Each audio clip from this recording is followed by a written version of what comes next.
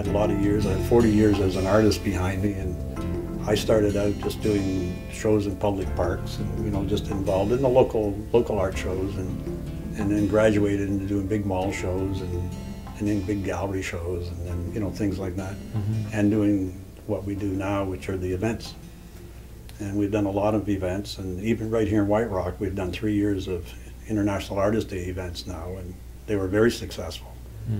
And we're quite good at it, and we know how to put them together. And, well, we can facilitate many things in many different ways, and one can be just in advice, and other things that we can, as we go up the ladder, we could even go on tour with them and, you know, help them facilitate it within their own areas where they're doing it.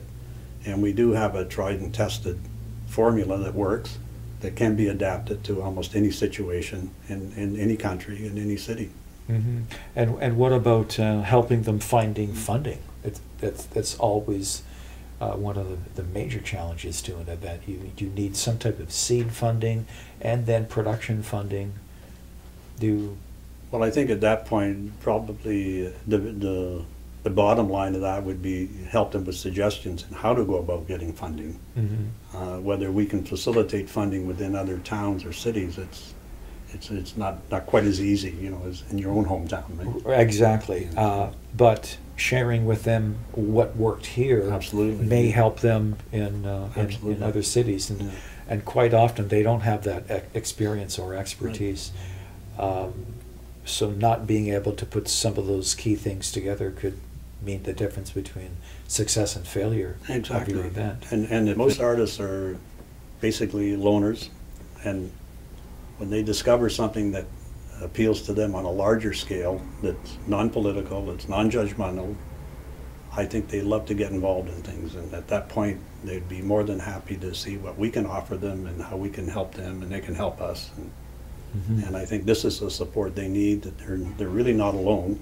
And that goes back to the very beginning of IAD, what IAD really means, is that it's that celebration of artists and understanding what artists are, not what they're doing, but what they are as people. And there's room for everybody in this, under IAD. And all the way from professionals to amateurs to hobbyists, in any shape or form, and there's always a room at whatever level they're at.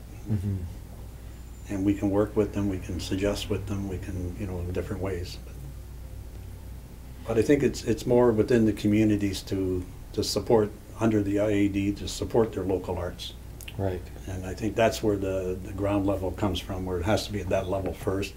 We, of course, can't help every single artist in the world because we'll be so overwhelmed that we wouldn't be able to do it. Right. If you're interested in finding out more about what we do, come to our websites, internationalartistday.com.